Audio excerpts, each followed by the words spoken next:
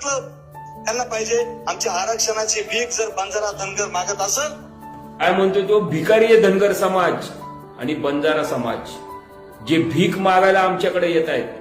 मग आता तुम्ही सांगा, मग आम्ही जर का त्या ठिकाणी घोडे लावायची गोष्ट करतो, मग आमचं तळपायाच्या मस्तकाला गेली की मग आम्ही त्या ठिकाणी मग आमची भाषा शैली मग दाखवतो. कारण आमच्या तोंडात कायम कडवेपणा आहे, सत्य बोलायची धमक आहे. आम्ही कुणाला आरक्षण आमचं त्यांचं हिसकावून आम्हाला द्या म्हटलं का, की आम्ही कुणाच्या आरक्षणात घुसणार, घुसखोरी करणार आणि त्यांच्या हिश्श्यातलं आम्ही काढून घेणार, अशी भाषा कधी धनगर समाजाच्या कोणत्या नेत्यांनी वापरली का? आम्ही वापरली का? बंजारा समाज आमच्या बांधवांनी कधी वापरली का?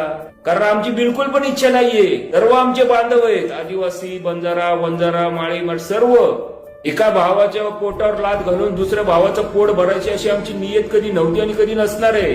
परंतु त्याच्या मागून जे काही राजकारण घाणेरडे करतायत आणि जाती जातीमध्ये वाद लावायचं काम करतायत, मी काय म्हटलं होतं.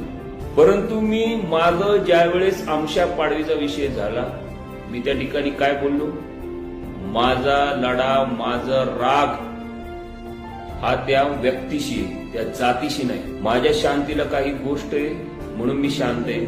मी काही कारणामुळे शांत आहे. माझं वैयक्तिक कारण काहीच नाही.